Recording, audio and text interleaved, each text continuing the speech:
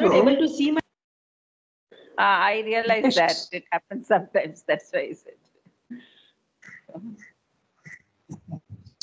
Okay, so today we have to read this paragraph, which is so entirely imperative. I think before we do that, let me give you the summary of what I said earlier. The importance of bhakti, love for the divine, it is so, so important. Ananda, it is through bhakti that you get the highest way. And that's the very, very clearly also in the Gita. So I'll read out the summary and then we will read the paragraph that we have to read today. Okay?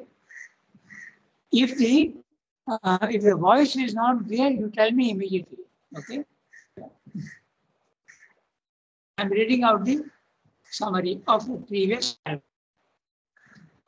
Since the integral yoga wants integral union with God, what is the best way forward? Have a mind, heart, life, and will. These four things. With mind, we go with knowledge. With heart, we go with love and delight. With will, we go with power and dynamism in works. Knowledge is unity with God in consciousness. Works give will in dynamism with no universal will. Love gives unity with God in delight. Okay? Then it is for this reason that the path of love, however narrow it may seem initially, is imperatively more all-inclusive than any other yogic motive. Okay? Then Jnana Yoga becomes very exclusive. Jnana Yoga. It excludes and rejects. Can be argued that it need not be so inclusive and is completely transcendental, but also universal and individual, which makes it inclusive. Yet, the general yoga does lean towards exclusivity because many arguments can be advanced justifying the exclusivity. Okay. First of all, these are the to say that Jnana Yoga is not that to argue. First argument, there is a higher knowledge and lower. The lower knowledge is scientific, the higher knowledge is spiritual. So, the lower knowledge to be moved to higher, and the real permanent knowledge is the higher. Second argument, world is illusion. Why waste energy and consciousness on the false exclusions of the world is more than justified. Third argument. No, sorry. These are arguments for he's comparing knowledge, karma, and bhakti. So he's saying that knowledge is very good, but it is exclusive. Karma Yoga now also leads to the transcendent and it is not. So the individual will unite seems to tend towards inclusion of world, but it is not sense because Karma also can rest in the transcendental. Even if engaged works in the world, there is an impulsive attitude which makes for distance and problem. So both can be exclusive. Now it is only when delight in the integral union becomes very clear. So Rangata? yeah. For me, your voice again start to be broken. What about others? Yes, Yes, for me it's also. definitely broken. Your voice is very much broken. We hear some words, we don't hear some words. I see.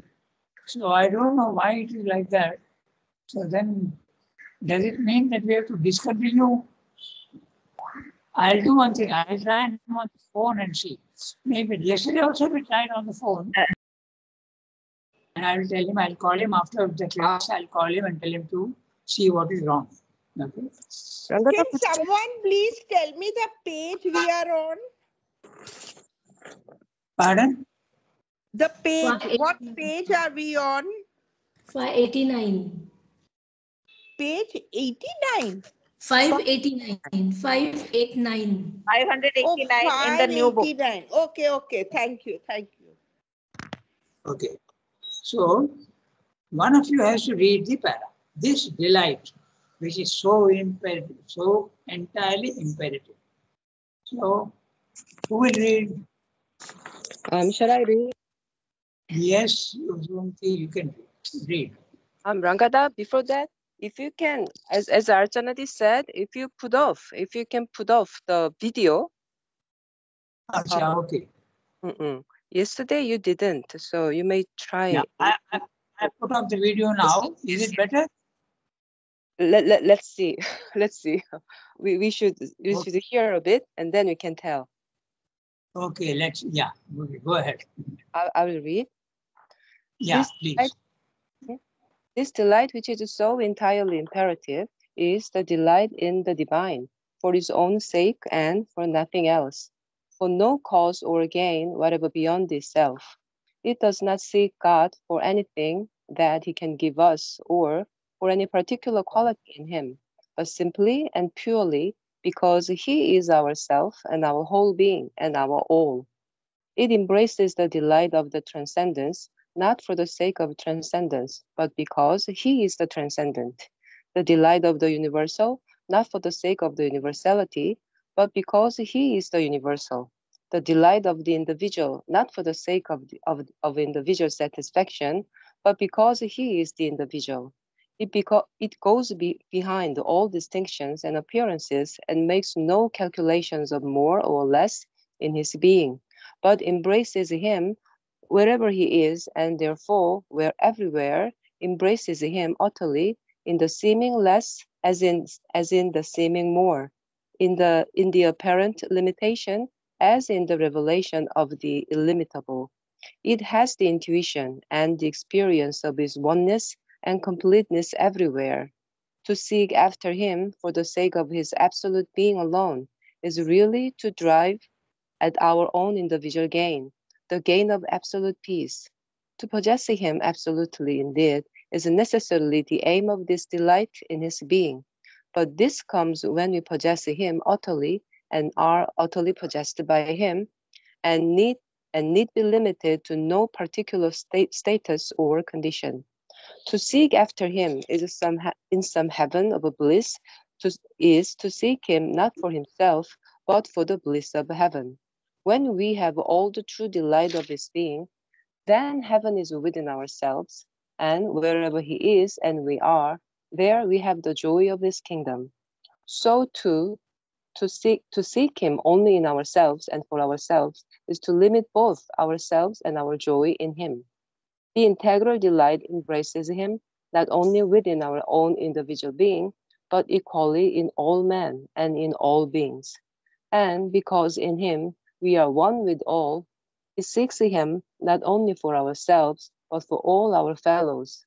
A perfect and complete delight in the divine, perfect because pure and self-existent, complete because all-embracing as well as all-absorbing, is the meaning of the way of bhakti for the seeker of the integral yoga. Okay, so now let me see whether the internet works. Okay, you let me know. Huh?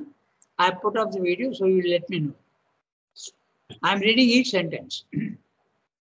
This delight, which is so entirely imperative, is a delight in the divine for his own sake and for nothing else, for no cause or gain, whatever beyond itself.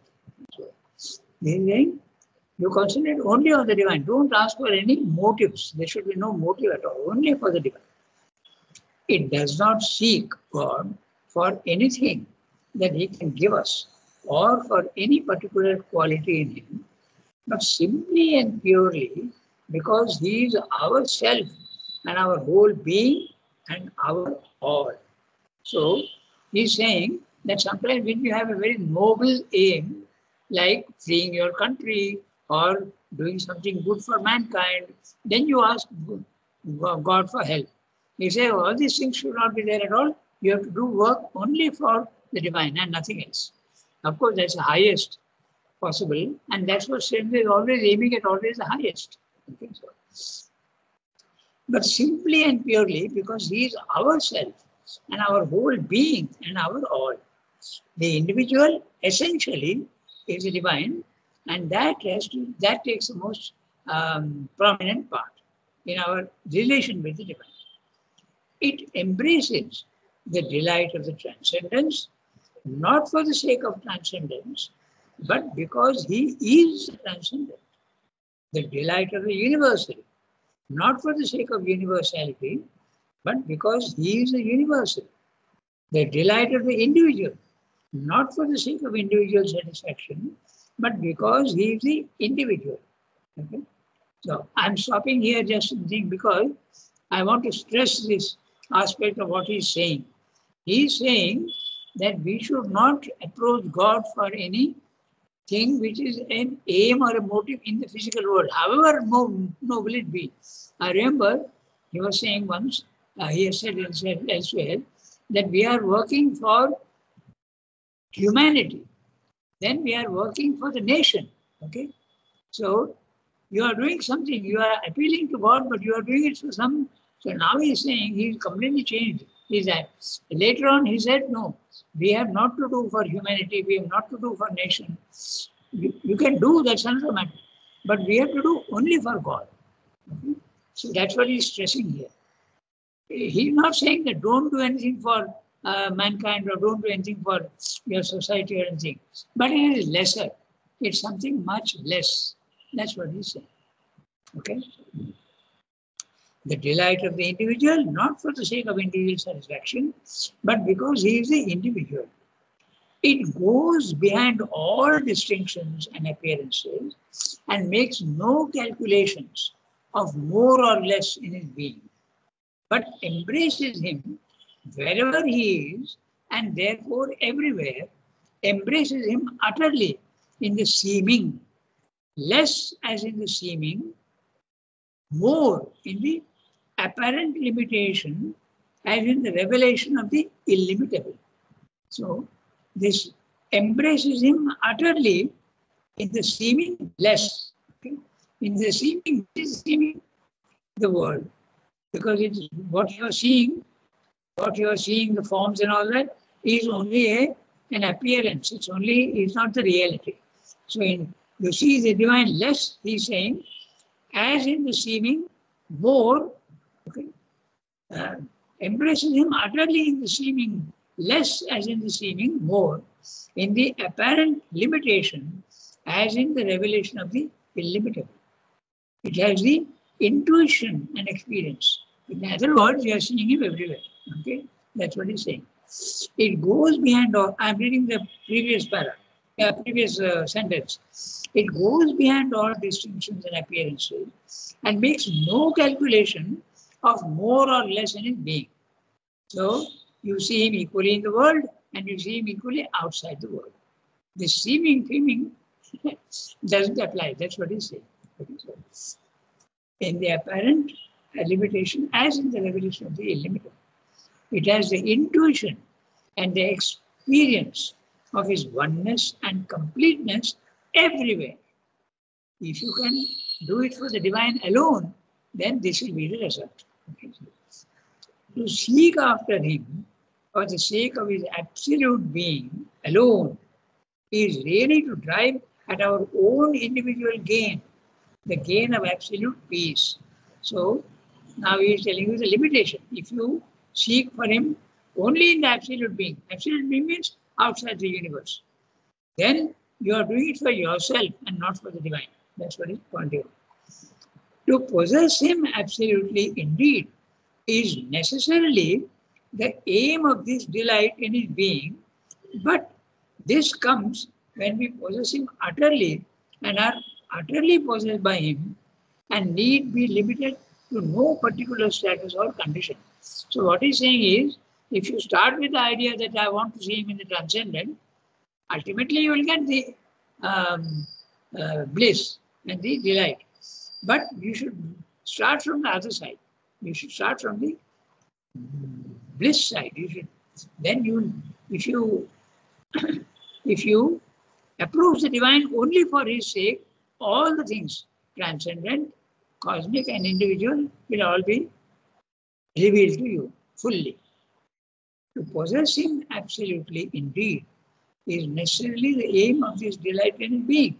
But this comes when we possess him utterly and are utterly possessed by him at the end of the road through Jnana Yoga, if you go. It comes at the end, not in the beginning, and need be limited to no particular status or condition. To seek after him in some heaven of bliss is to seek him, not for himself, but for the bliss of heaven. Okay? When we have all the true delight of his being, then heaven is within ourselves. And wherever he is and we are, there we have the joy of his kingdom. So too, to seek him only in ourselves and for ourselves. He is examining each one transcendentally, universally, and yourself. Now he is speaking of seeking him in yourself. You will get him, but it won't be the utter ananda that can come directly if you see only for him and not in the transcendent, not in the universal, not in the individual, but only for God, according to your own idea. Okay. The integral delight embraces him not only within our own individual being, but equally in all men and in all beings. So if you do it for, try to see the divine within yourself, fine, you will get it. But if you do it for God in yourself, then you will see him in everybody else also. That's what you're saying. And because in him we are one with all, it seeks him not only for ourselves, but for all our fellows. A perfect and complete delight in the divine, perfect because pure and self-existent, complete because all-embracing, as well as all-absorbing, is the meaning of the way of bhakti, of the seeker of the integral yoga. So, did my voice break? Hello? No, Rangada, it was No, absolutely clear. We could hear you Okay. clearly. Absolutely clear, Rangada. Yeah. Okay, so the problem is the video. Yeah. No, I'll no, try and Rangada, get the problem is the net. The net is weak. So if you're putting off the video, it's using a lesser amount, so it's working. The net is the net connect. The net is weak. Okay. I understand what you're saying. Yes, Rangada. Okay. So now we can read the next one. Once it is active in us. Who will read? Shall I read? Yes, please. Go ahead.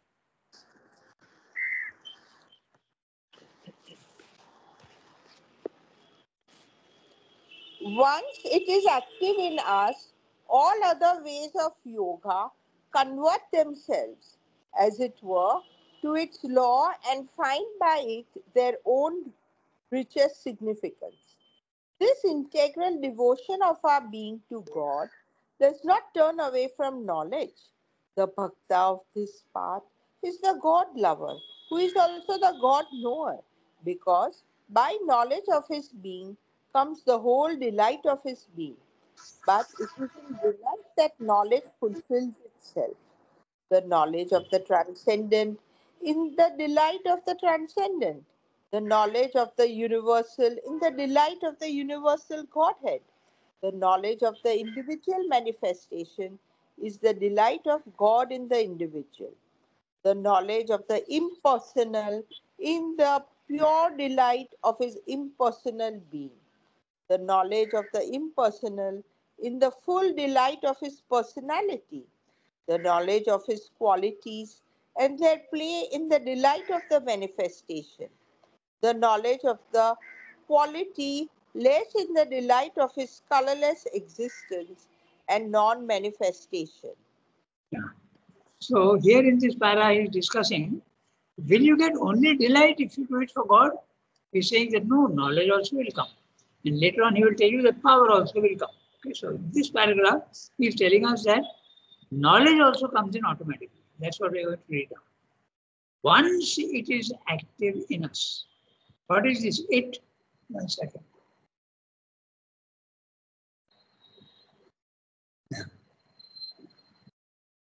Sorry.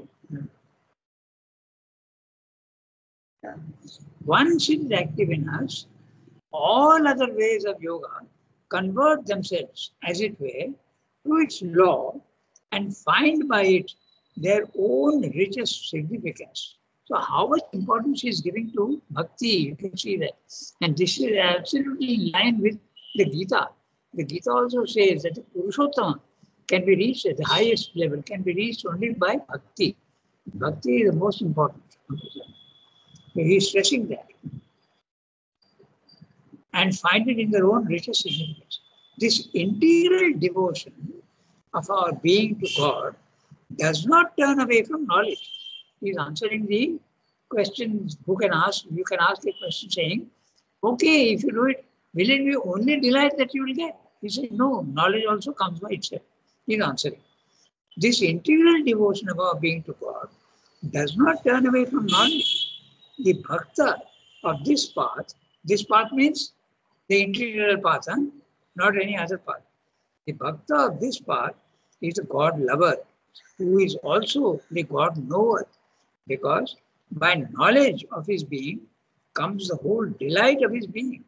But it is in delight that knowledge fulfills itself. This also is exactly what the Gita also says. Jnane parisamapyate. Okay, it is knowledge that ends the whole thing. But it is in the delight that knowledge fulfills itself. So, this is interesting what he's saying. Just see.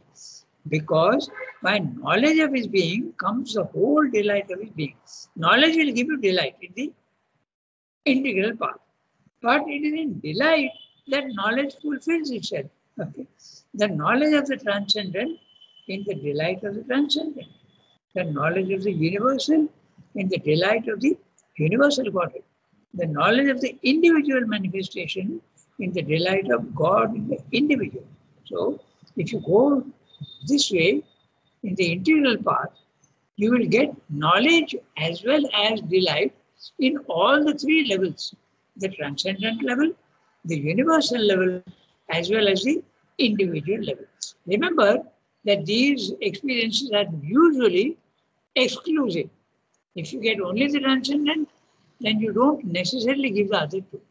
But all sorts of combinations and permutations are possible, and each individual will experience something. Sometimes even two aspects may be possible, but not all together. And all together at all the levels. Knowledge of God, devotion of God, and power of God in the transcendent, in the universal, and in the individual. So these combinations are fantastic. So if you follow the integral path, that will come. But you have to follow it in the integral way. Okay. So that's what he's saying. The knowledge. Now, I'll read the last sentence. It's a very long sentence. In fact, the whole thing is one sentence only, it looks like. Okay. I'm reading the last bit. The knowledge of the universal in the delight of the universal. The knowledge of the individual manifestation in the delight of God in the individual. The knowledge of the impersonal in the pure delight of his impersonal being. The knowledge of the personal in the full delight of his personality. The knowledge of his qualities in their play, in the delight of the manifestation.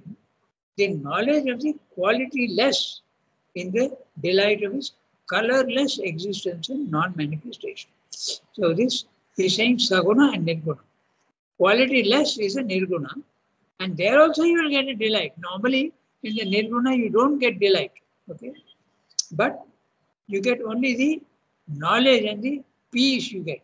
But if you go through this way, you will get everything everywhere. That's what basically is said. So they still have about 12 minutes left. So we can read the next one also. Can Archana read if she has a text?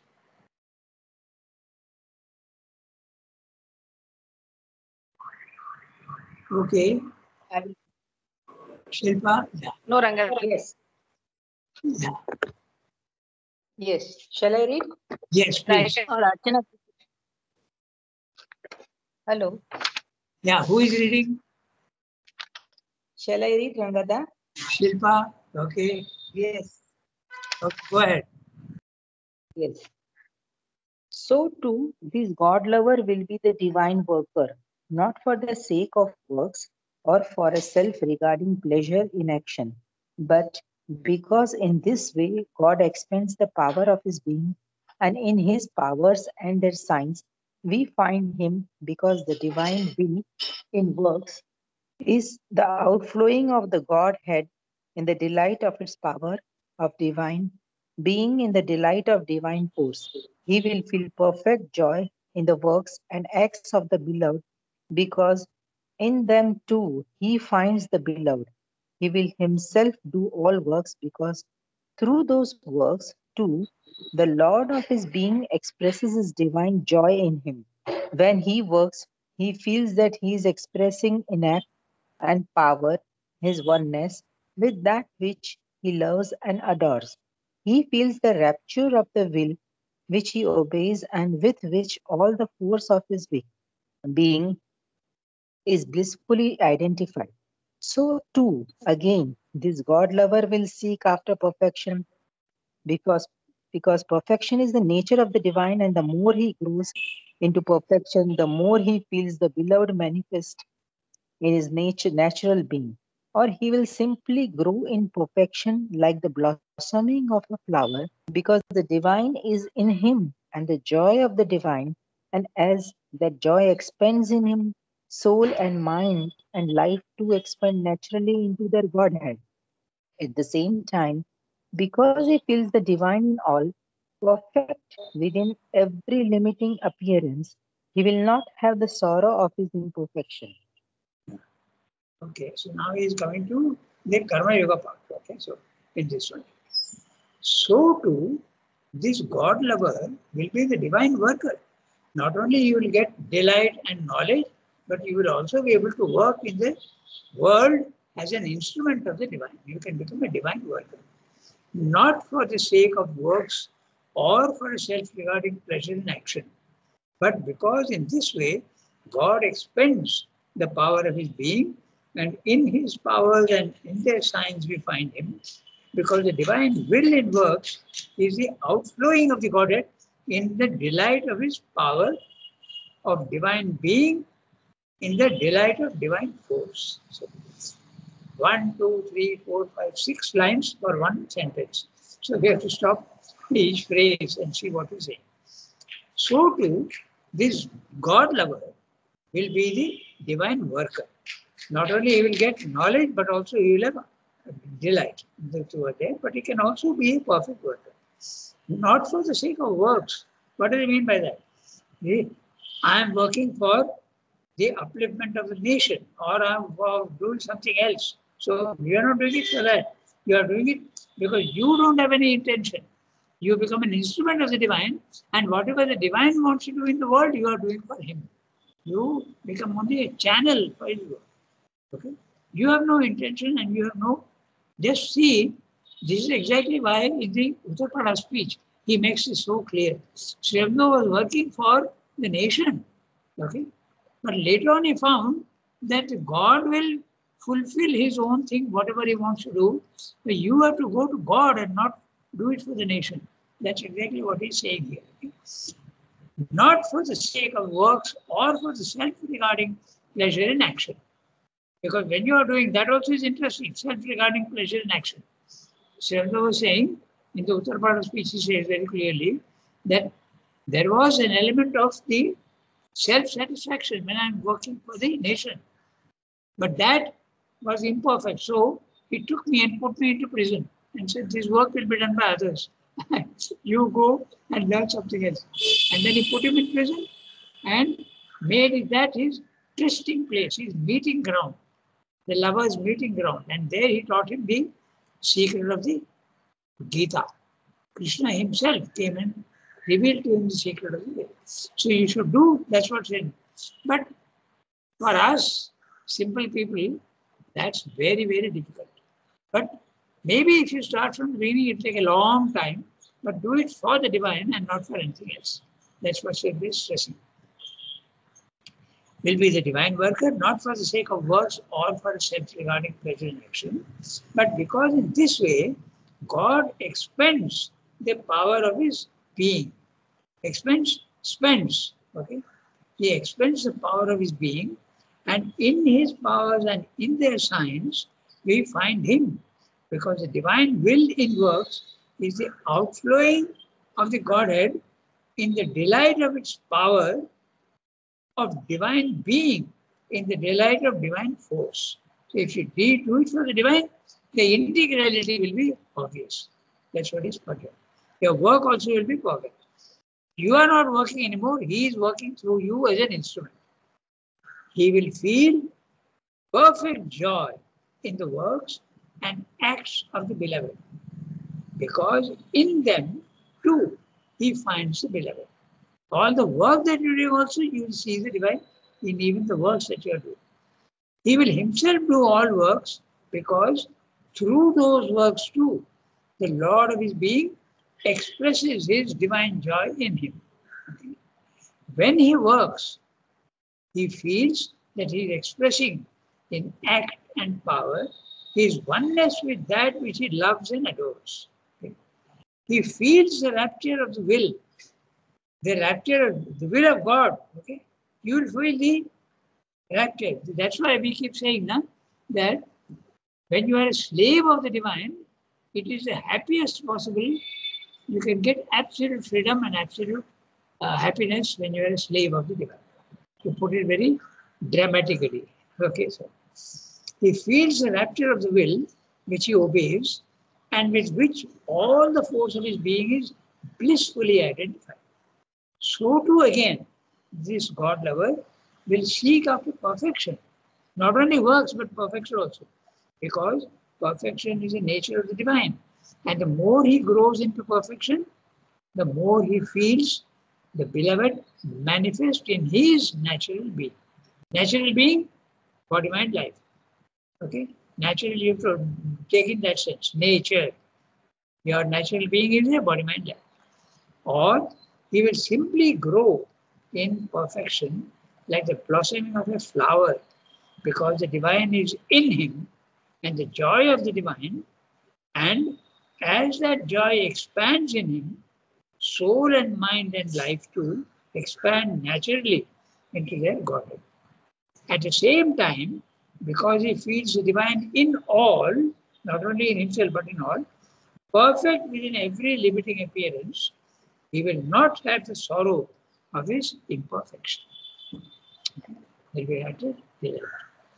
So that's what he's saying. And we have come to 8:36. I don't think we have time for one more paragraph. We have got 4 minutes. Maybe we can read, or it's not a very big one. So, who will read? Anyone who is ready?